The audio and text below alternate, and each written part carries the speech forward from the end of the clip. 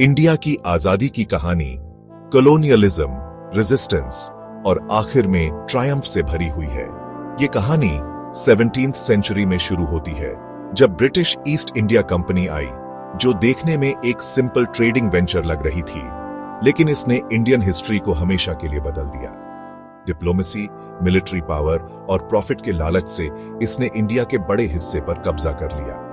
1757 में प्लासी की लड़ाई ने एक टर्निंग पॉइंट साबित हुआ, जिससे कंपनी की बंगाल पर पकड़ मजबूत हो गई, जो अपने वेल्थ और रिसोर्सेज के लिए फेमस था।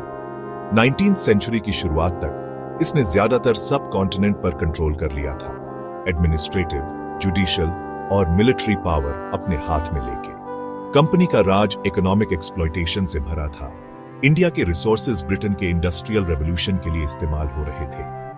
कंपनी के जुल्म के खिलाफ लोगों का गुस्सा आखिरकार 1857 में सीपॉय म्यूटनी के रूप में फूटा, जो इंडिया की आजादी की लड़ाई का एक अहम मोड़ था। ब्रिटिश क्राउन इस रिबेलियन से घबराकर 1858 में ईस्ट इंडिया कंपनी को खत्म करके इंडिया पर सीधा राज करने लगा। कंपनी रूल से क्राउन रूल में बदलाव से इंडियंस का डिस्कंटेंट कम नहीं हुआ। 19th सेंचुरी के लैटर हाफ में एक नया नेशनलिस्ट कॉन्शियसनेस उभरा। पढ़े लिखे इंडियंस वेस्टर्न लिबरल आइडियाज से प्रभावित होकर ब्रिटिश रूल पर सवाल उठाने लगे और ज्यादा ऑटोनॉमी की मांग करने लगे। 1885 में बने इंडियन नेशनल कांग्रेस जैसे शुरुआती नेशनलिस्ट ऑर्गेनाइजेशंस ने गवर्नमेंट और एडमिनिस्ट्रेटिव सर्विसेज में इंडियंस को ज्यादा रिप्रेजेंटेशन देने की बात की। 1905 में बंगाल का पार्टीशन, जो प्रोविंस को रिलीजियस लाइंस पर डिवाइड एंड रूल करने की कोशिश थी, एक टर्निंग पॉइंट साबित हुआ। स्वॉची मूवमेंट, जिसमें ब्रिटिश गुड्स का बॉयकॉट और इंडिजिनस इंडस्ट्रीज को बढ़ावा देने की बात की गई, जोर पकड़ने लगा, जो सेल्फ रिलायंस और नेशनल आइडेंटिटी की भावना को दर्शाता था। इंडिया की आजादी की लड़ाई में एक नए एरा की शुरुआत हो चुकी थी, जिसमें मैस मोबिलाइजेशन, बलिदान और कैरिस्मेटिक लीडर्स का उदय होगा। 20th सेंचुरी के शुरुआती दशकों में इंडिया की आजादी की लड़ाई में एक बड़ा बदलाव आया। 1915 में महात्मा गांधी के पॉलिटिकल सीन में आने से मूवमेंट की दिशा बदल गई। इसमें मैस अपील, मॉरल फोर्स और नॉन वायलेंट रेजिस्टेंस की भावना आ गई। गांधी का सत्याग्रह का फिलॉसफी, जो ट्रूथ, नॉन वायलेंस और सेल्फ सफरिंग पर आधारित था, इंडियन मैसेज से जुड़ गया।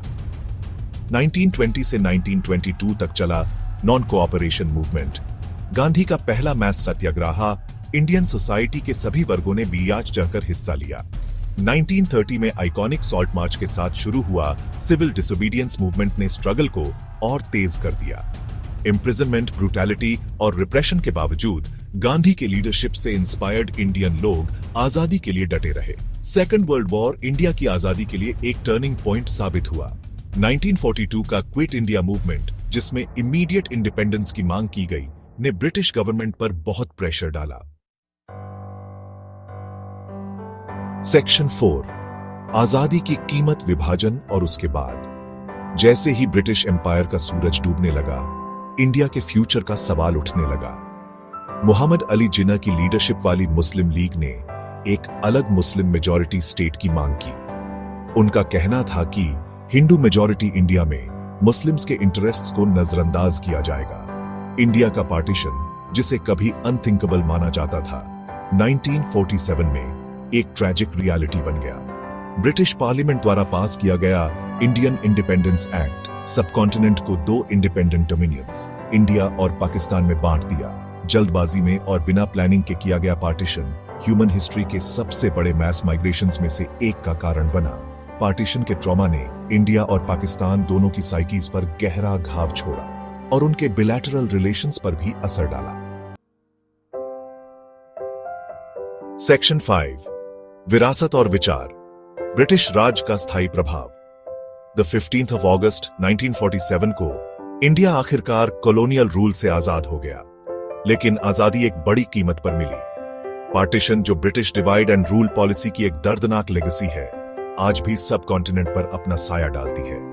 ब्रिटिश राज अपने ऑप्रेसिव नेचर के बावजूद इंडिया के पॉलिटिकल, इकोनॉमिक और सोशल लैंडस्केप पर गहरा प्रभाव छोड़ गया। English language, legal system, railways और एडमिनिस्ट्रेटिव स्ट्रक्चर, सब पर ब्रिटिश रूल का असर है। कॉलोनियलिज्म के साए से निकलकर एक गरीब देश से इंडिया एक वाइब्रेंट डेमोक्रेसी और एक राइजिंग इकोनॉमिक पावर हाउस बन गया है।